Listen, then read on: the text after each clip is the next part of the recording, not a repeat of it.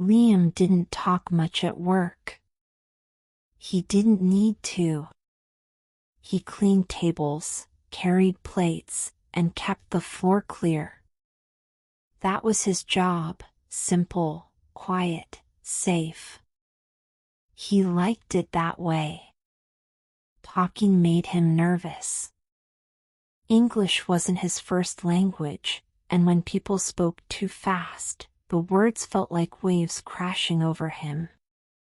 He could smile. He could nod.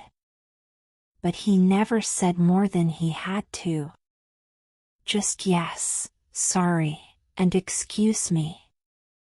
That was enough to survive. Do you want to practice English through real emotions and everyday moments?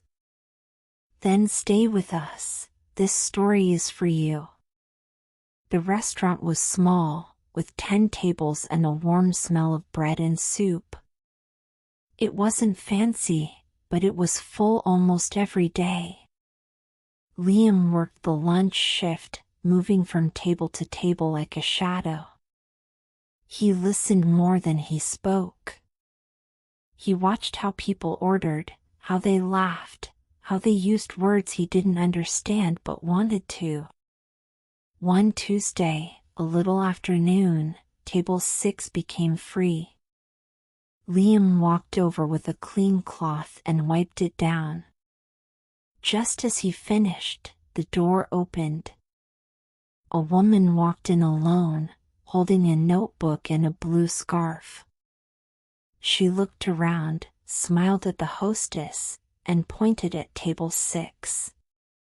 Liam stepped aside as she sat down, then went to the corner to continue folding napkins. But he kept glancing at her. She wasn't on her phone. She wasn't in a rush. She opened her notebook and began writing slowly, like she had time.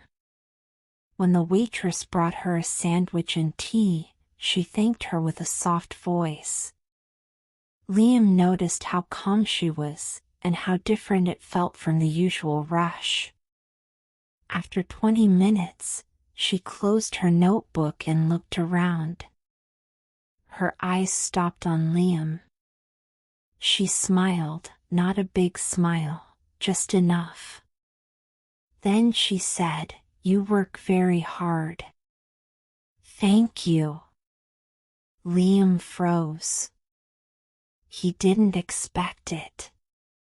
He wasn't sure what to say. He opened his mouth. Then closed it.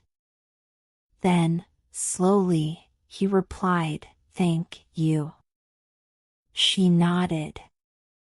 "Do you speak English?" He hesitated, then answered, honestly, "A little." And just like that, a sentence, a look, a small moment, something inside Liam shifted. Liam didn't know what to do after answering. He stood near the table, holding a tray with clean cups, unsure if he should walk away or stay. The woman tilted her head slightly and said, "May I ask your name?" Her voice was calm, soft, and, most important, slow. He understood every word. That almost never happened. He took a breath. "My name is Liam," he said carefully. She smiled. "Nice to meet you, Liam. I'm Julia." Then she said nothing else. Just looked at him like he mattered. Liam wasn't used to that. Most people ordered food without looking at him. Some spoke too fast. Some got angry if he didn't understand. But this woman, Julia, was different. She waited. Gave space. No pressure. He wanted to say more. He tried. I learn English. You're doing great, she said. Do you practice at school? Liam shook his head.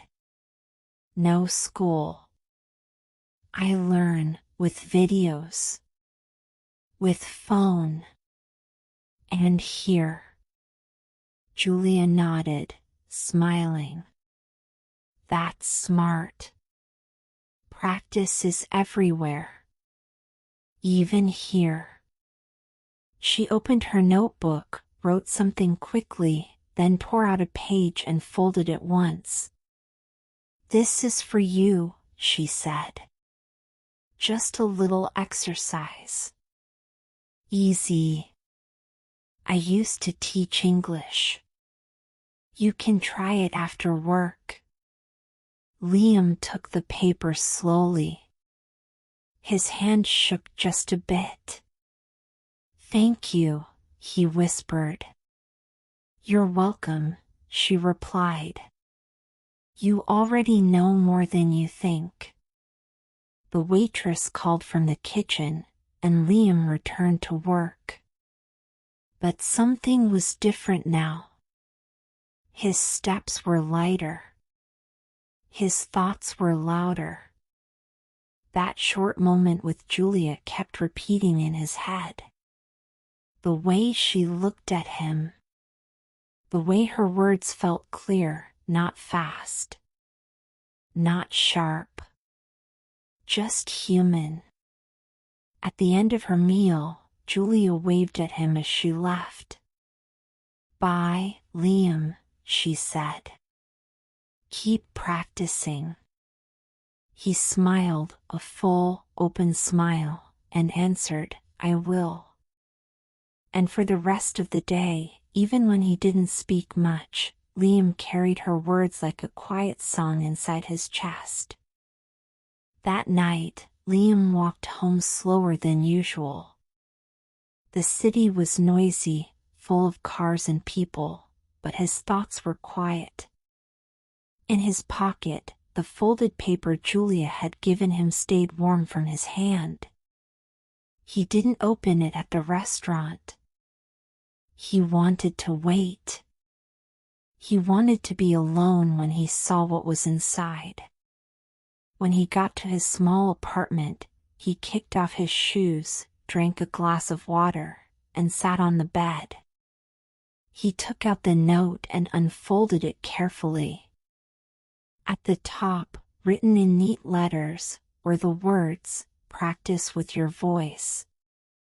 Speak out loud." Below that was a short list.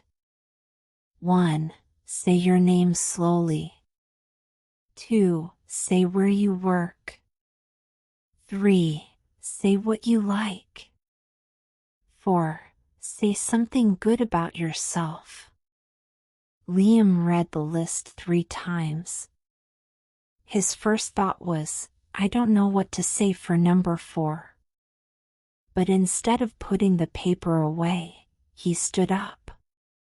He walked to the mirror near the bathroom and looked at his reflection. My name is Liam, he said out loud. His voice sounded small, but clear. I work at a restaurant. I like soup. And music. He hesitated before the last one. Then, slowly, he said, I am trying. That is good. He looked at himself. It wasn't perfect. But it was something. A real sentence. A real voice. Not just inside his head, out loud, in the room, in the world. He smiled and whispered, Thank you, Julia. Then he did something he hadn't done before. He took out his phone, opened the voice recorder, and said the same lines again. He listened back. It was strange hearing himself. But it didn't feel wrong. It felt real. That night, he left the note on the wall near his bed. Every time he looked at it, it reminded him English wasn't just something in a book. It was something alive. And little by little, he was becoming part of it. 2 days passed. Liam kept the note on the wall and practiced every morning before work. Just a few minutes. Just those 4 lines. Sometimes he added a 5th. I want to speak better. It felt like a promise, quiet, but real. On Friday, he returned to his shift like any other day. He wiped tables, carried plates, stayed silent. But inside, something had changed. His eyes searched for table 6 every time it emptied. He didn't expect her to come back. But part of him hoped. At 12:47 p.m., while refilling napkins near the window, he saw her. Same notebook. Same scarf. Same calm walk. Julia. She smiled the moment their eyes met. Hi, Liam, she said. How are you today? He felt his chest tighten, but not from fear, from excitement. I'm good, he answered. I practice. Her eyebrows lifted. Really? He nodded. Every day. I say name. Work. What I like. And he paused, searching for the last part. Then smiled. And something good. Julia laughed softly. That's wonderful. Did you record it like I suggested? Liam blinked. You didn't say that. She smiled wider. Maybe I forgot. But did you try anyway? He nodded. Yes. I hear my voice. Strange. But I like it. She sat at table 6 again, ordered the same sandwich and tea, and said, Can we practice together? Liam looked around. The restaurant was full. He couldn't sit. But he could stand near her while wiping down the next table. Yes, he said. Maybe one question? Julia nodded. What do you like about your job? Liam thought for a second. Then said, I like when people smile. When I do something right. She clapped once, quietly. That's perfect, Liam. He blushed. Not perfect. Close enough, she said. English is not about being perfect. It's about being understood. And in that moment, Liam felt understood.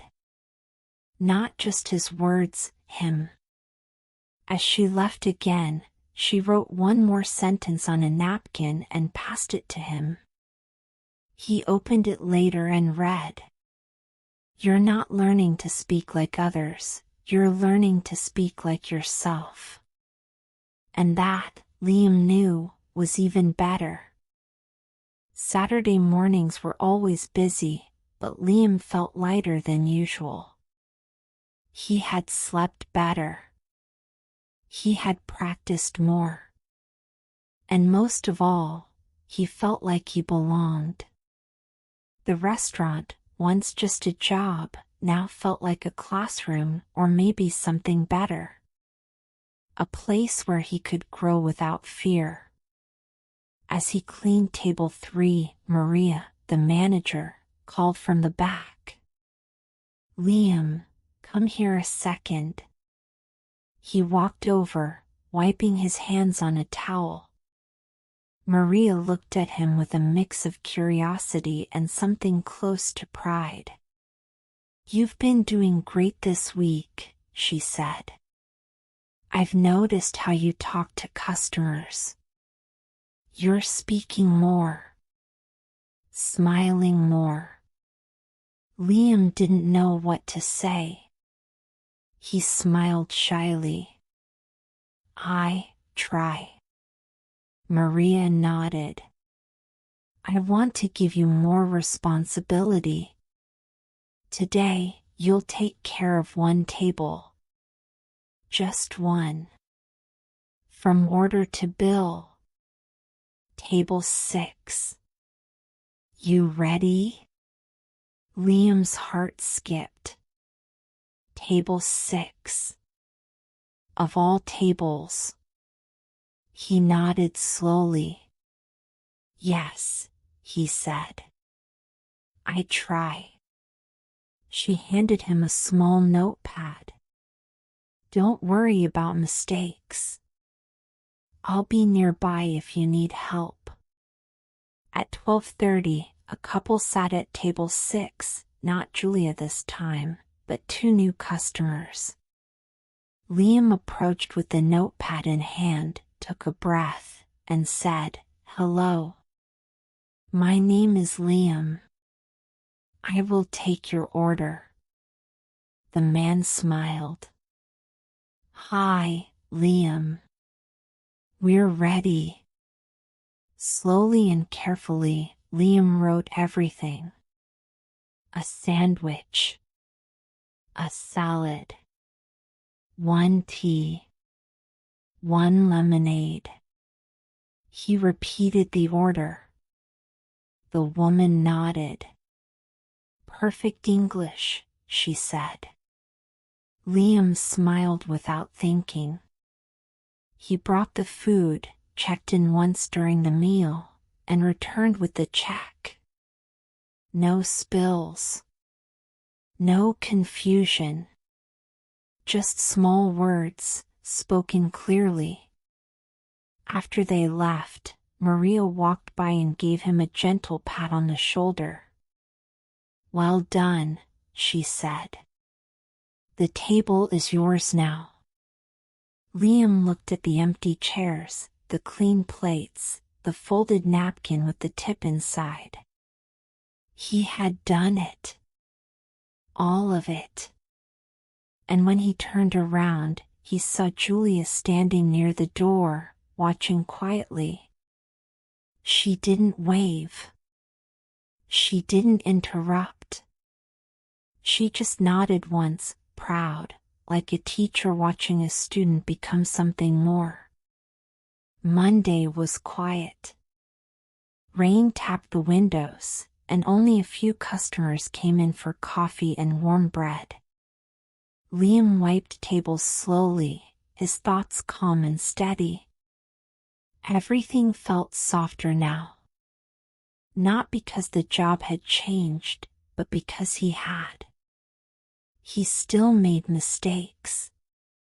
Still forgot words sometimes. But they didn't stop him. They didn't make him feel small anymore. During his break, he sat by the window and pulled out the napkin Julia had given him days before. The ink had faded a little, but the words were still clear. "You're not learning to speak like others, you're learning to speak like yourself." He smiled. That sentence followed him everywhere. At home. On the bus. In his mind before sleep. He realized it wasn't just about English. It was about voice. Presence. Belonging. He thought about the boy he used to be, the one who avoided eye contact, who answered with one word, who thought silence was safer. That version still lived inside him, but now it shared space with something stronger. Liam opened his phone and recorded a new message. "My name is Liam. I work in a restaurant. I speak a little English. I am learning. I am better than I was. And I am not afraid." He hit play, listened, then saved it. That afternoon, a tourist entered the restaurant alone, holding a phone with a translation app. She looked confused, scanning the menu and the room. Liam stepped forward gently. "Can I help you?" he asked. The woman looked surprised, then smiled. "Yes, thank you." She spoke slowly, and Liam listened. He answered carefully. Together, they figured out the order: 1 sandwich, 1 black coffee. Simple, human, kind. As she left, she waved and said, "Your English is very good." Liam laughed softly and replied, "It's mine." And it was. Not perfect, not fast, but his. That night, as he walked home under a light drizzle, he didn't wear his headphones. He didn't look down. He spoke a few sentences out loud, just for himself. Not to practice, not to improve, but to remember that his voice, in any language, had value. If this story made you feel something, don't stop here. Subscribe now and keep learning English with stories that speak to the heart.